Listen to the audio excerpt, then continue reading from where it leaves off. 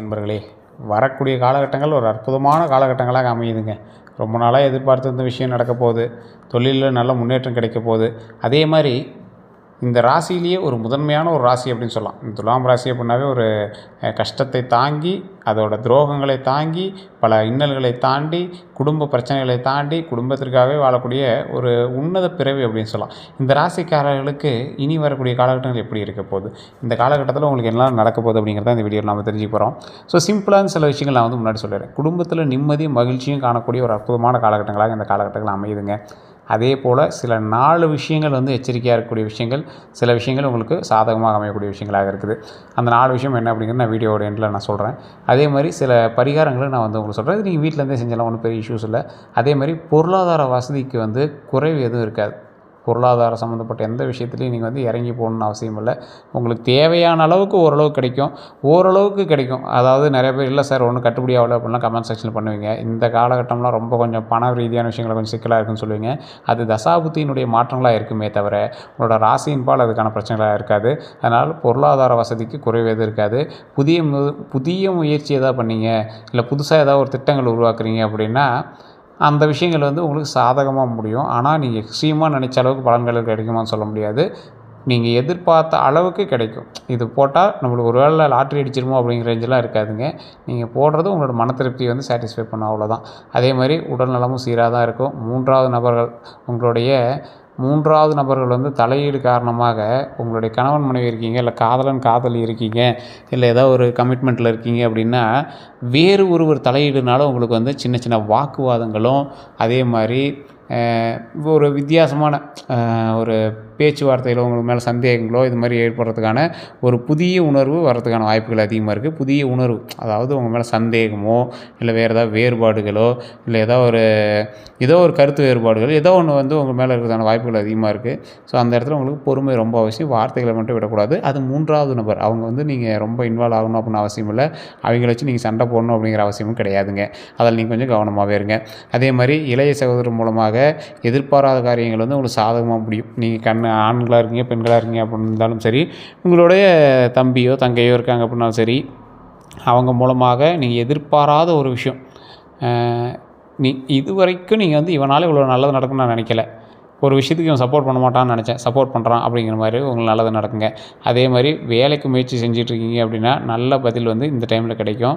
அது வெளிநாட்டு சம்மந்தப்பட்ட விஷயங்களில் இருக்கீங்க அப்படின்னா கொஞ்சம் ஜாக்கிரதையாக இருக்கக்கூடிய தருணமாகவும் அமையுதுங்க.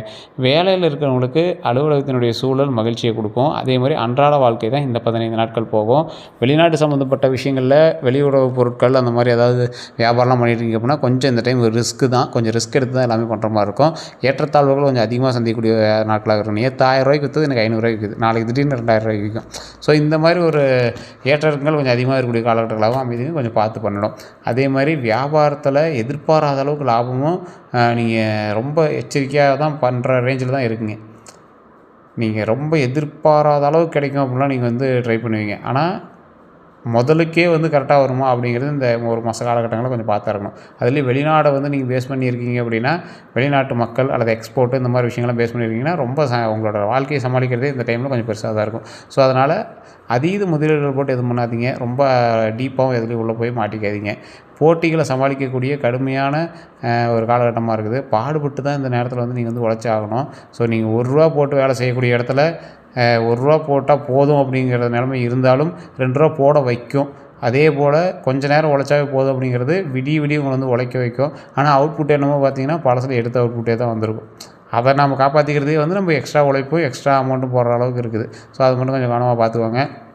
அதே போல் புதிய முயற்சி எதாவது பண்ணணும் அப்படின்னு நினைக்கிறீங்கன்னா இப்போ தயவு செஞ்சு வேண்டாம். இந்த 1 மாத காலமோ இல்லை 15 நாட்களோ கொஞ்சம் எச்சரிக்கையாக இருக்கிறது நல்லது. நீங்கள் மட்டும் கிடையாது, உங்களை சார்ந்த நபர்களும் உங்களுடைய ஃபேமிலியில் இருக்கிற நபர்களும் புதிய ஒரு வியாபாரத்தில் இருக்கிறீங்க அப்படின்னா கண்டிப்பாக ஒரு 2-3 மாதம் கொஞ்சம் பொறுமையாக தான் இருந்தாங்க. அதுலேயும் இந்த ஃபஸ்ட்டு மாதம் கொஞ்சம் பார்த்தே இருங்க. அதே மாதிரி இன்னொரு விஷயம் என்ன அப்படின்னா, சில சலுகைகள் வந்து உங்களுக்கு கிடைக்கிறதுக்கான வாய்ப்புகள் இருந்தாலும், உங்களுடைய ஆஃபீஸ்லேயோ இல்லை தொழிலையோ இல்லை வியாபாரத்துலையோ ஒரு சலுகைகள் தர மாதிரி இருந்தாலும் அது வந்து எலிக்கு இந்த வடையை வச்சு பிடிப்பாங்கள்ல அந்த மாதிரி தான்.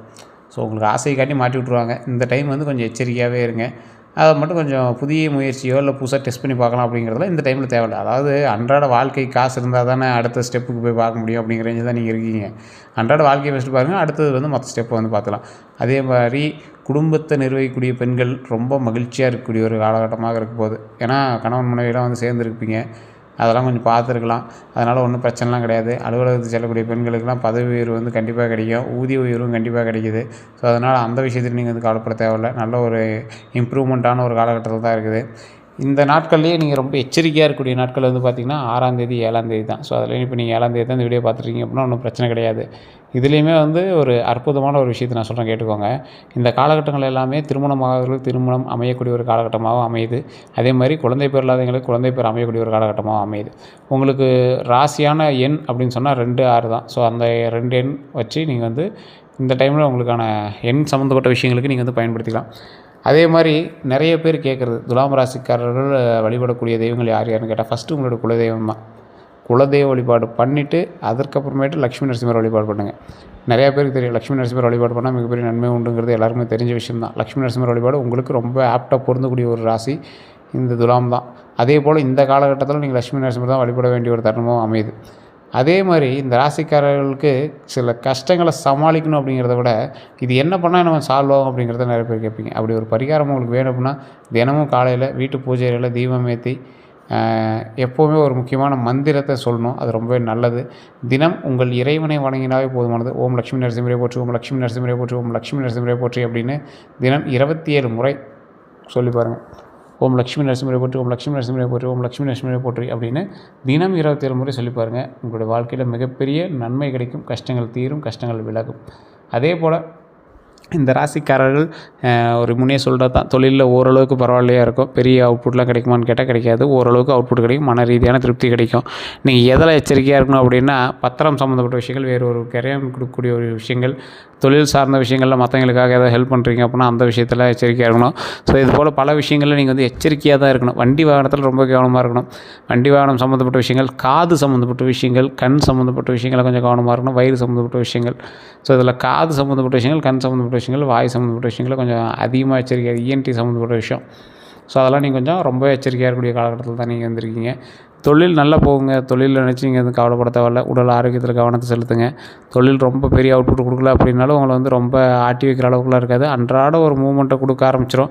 அதுக்கு நீங்கள் சோர்ந்து உட்காந்துடாதீங்க. ஏன்னா அடுத்து இந்த டைம் முடிஞ்சோடனே அடுத்து உங்களுக்கு வந்து சக்ஸஸ்க்கான வழிகள் இருக்குது. அந்த வழியில் நம்ம போய் பிரயாணம் பண்ணால் தான் தொழிலுக்கான சந்தோஷமோ இல்லை எதுவுமே வந்து நம்மளுக்கு கிடைக்க ஆரம்பிக்கும். ஸோ அதனால் நீங்கள் வந்து கொஞ்சம் எச்சரிக்கையாக, பொறுமையாக, நிதானமாக பண்ணுங்கள். தொழிலில் நல்ல வெற்றி உண்டு. தொழிலில் எந்தளவுக்கு வெற்றி கிடைக்குமோ அந்தளவுக்கு வந்து சக்ஸஸ் இருக்குது. அந்தளவுக்கு உங்கள் மேலே பொறாமையும் நிறைய பேர் வச்சுருக்காங்க. அது பொறாமையை ஃபஸ்ட் நீங்கள் சரி பண்ணுங்கள்.